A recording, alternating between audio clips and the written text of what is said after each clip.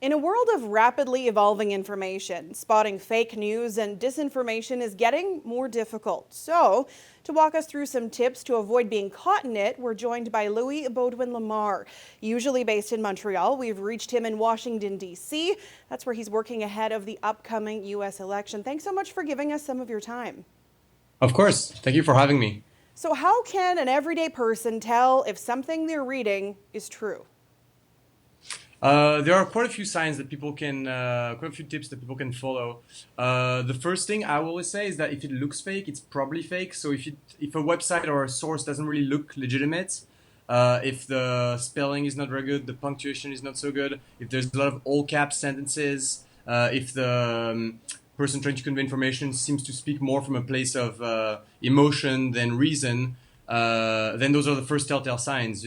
Once that's established, if there are some red flags like that, it's always a good thing to go and double check with other sources, other more professional news sources. If no one is talking about something, then except this one source that's already kind of sketchy, then it's probably a sign that it might not actually be true what they're saying.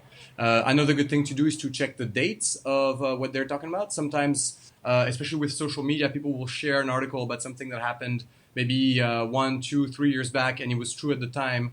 But in the present, it doesn't actually hold true anymore, or it's misleading at best.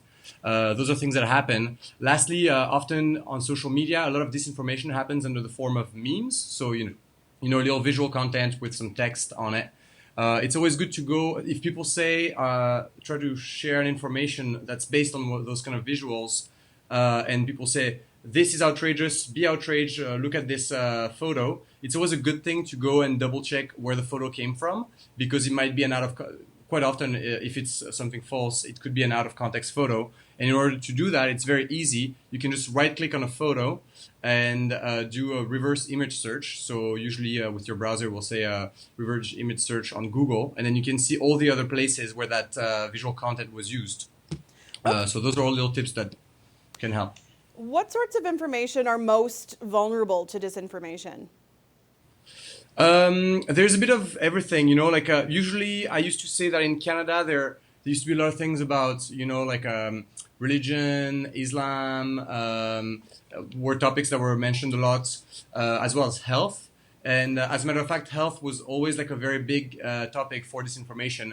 And in the past 5 months, since the beginning of the new coronavirus pandemic, it's really become the like almost like exclusively like the exclusive theme for disinformation.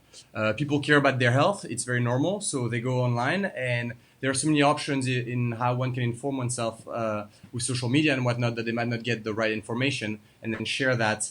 And eventually, because everyone cares about their health or that of their relatives, that's how disinformation can easily spread on that topic.